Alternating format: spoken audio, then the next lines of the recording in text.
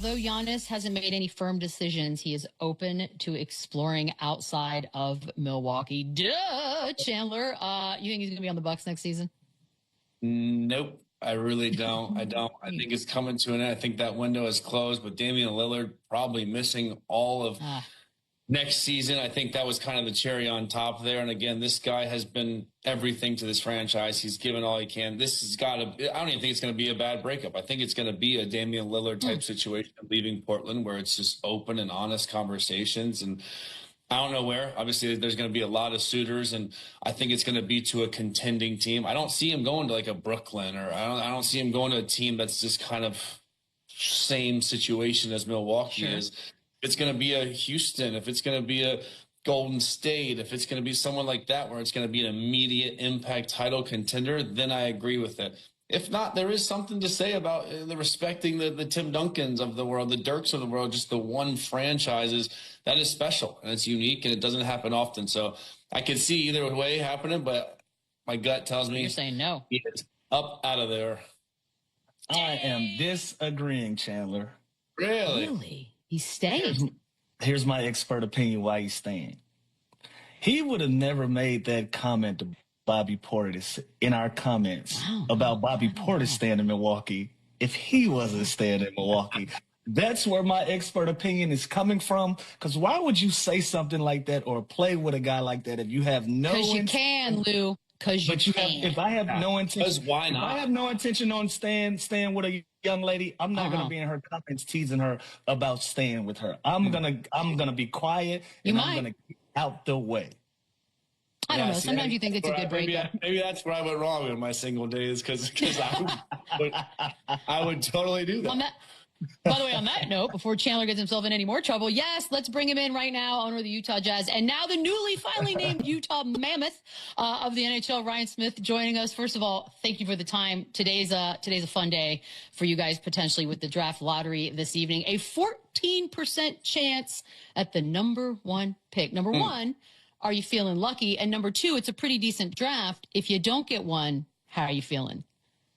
Well, yeah, I mean, I think we're feeling as lucky as anyone. I think we're due. Why not us, right? I mean, Sure. I don't think the Jazz have ever moved up in the draft or had the number one pick.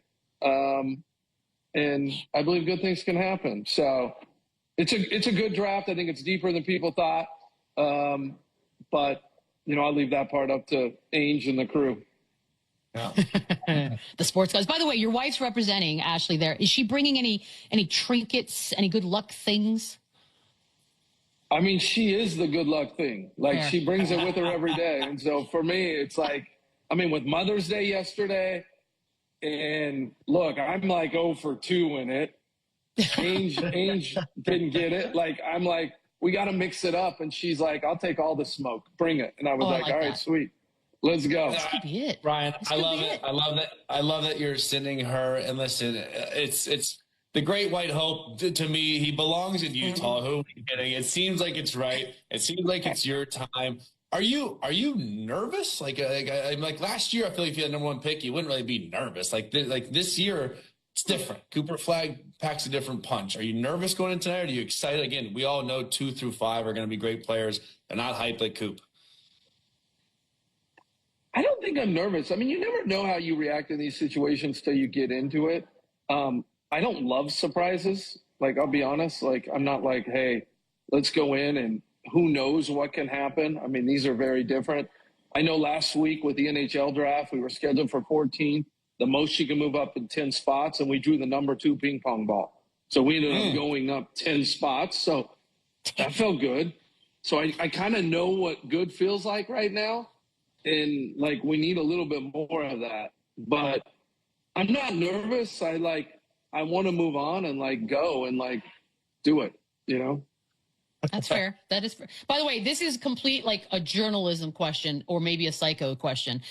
Is there a world, if you guys do get the number one pick, where you would potentially even listen to what the others would be willing to give you guys for that spot? Well, I have Danny Ainge running the franchise who did have the number one pick and did move back for Jason Tatum, which no one saw coming. So no one. Out of anyone on the planet, he's always open. I love that. I love that. Ryan, I know we're having tech issues today. 14% ain't bad. And if it's the Spurs with the 6% that happens, I'd like to apologize now. Because it could. Good luck, my dude. Thank you for coming on. I know that Mexican Wi-Fi ain't the best. Thank you for hopping on. Oh, is that why you guys are the same? Oh, fair enough. No, we appreciate it. We'll hit Good luck We'll tonight. hit you again after you lock up Coop. Yeah, there you go. Yeah, oh, absolutely. All right, we'll be all the back. good vibes. All the good vibs. Sort of get united around a guy losing a star. If Donovan Mitchell is out, is this thing done? Donovan Mitchell's in. This thing's done. He's been in, and it's 3-1. It's 3-1 with him in. But is there any shot? Any shot? Why would it make any difference? Why would it make any difference last 3 games? He's been in the whole series. Because you're doing it for Donovan, man. Something like that.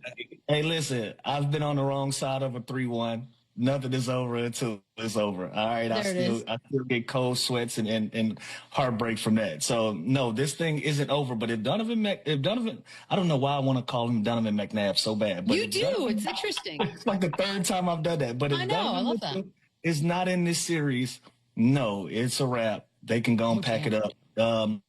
Great regular season.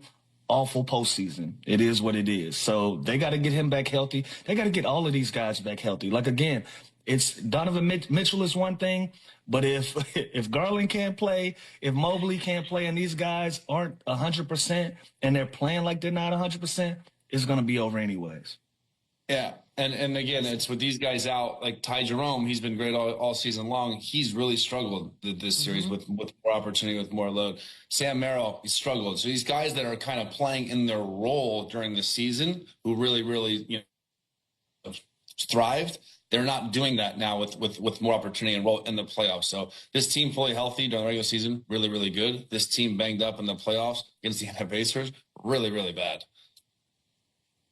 So this is crazy. And again, it's not that we dismissed the Pacers. It was the slow start, but we all acknowledge that they got hot as things were getting interesting, and they've managed to somehow stay that way. And so now we're looking at a potential situation where they would play, Knicks or Boston to get to the finals.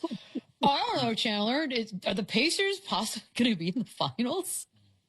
Yeah, I mean, like, anything's possible now, especially if the Knicks, obviously if I'm them and we're thinking, really far ahead here, I'd obviously rather the Knicks than the Celtics, and that series is nowhere close to being finished either. But this team is dangerous, and when you have the depth, you have experience, you have a true point guard that can control the whole pace and speed of a game. They just put you in so many early actions and pick and roll and transition threes. They have athletes. They have a pick and pop 5 and Miles Turner that's been doing everything. They have a guy Siakam you can slow it down to, kind of like a Jimmy Butler for them, where you can get a mismatch, throw the ball in the post, create double teams, and then have guys like Neesmith and Nembhard and Halliburton, all these guys that knock down shots at a high clip. They are super, super dangerous. And again, small market team, didn't have a lot of national TV games. That's fine. They're doing it now on the biggest stage when it matters. They're obviously well coached with Rick Carlisle, who's been there before. He's a proven championship coach. And they're scary. They're a very, very scary team. When you're that good offensively and you have guys like TJ McConnell and these tough guys coming off the bench that make an impact, you are a tough out for anybody. And it's going to be fun. I think they're going to get past the Cavs, which means they're going to be in the Eastern Conference Finals, which is absolutely ridiculous and such a great story and a great season for them. So I'm happy for them. And I think, depending on their matchup there, I think they can go even further. Crazy times. Can we look at the Obi Toppin moment?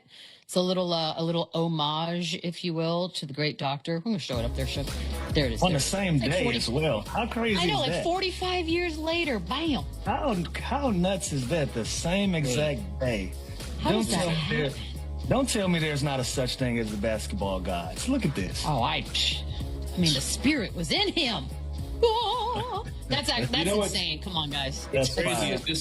This won't even be on his highlight tape when he retires either, which is crazy. I'm gonna stop you. I'm gonna stop you. Oh man, he's had so many crazy dunks. He's had so many crazy dunks. This won't even be it's one of his spirit to this. The coincidence and the story of the same.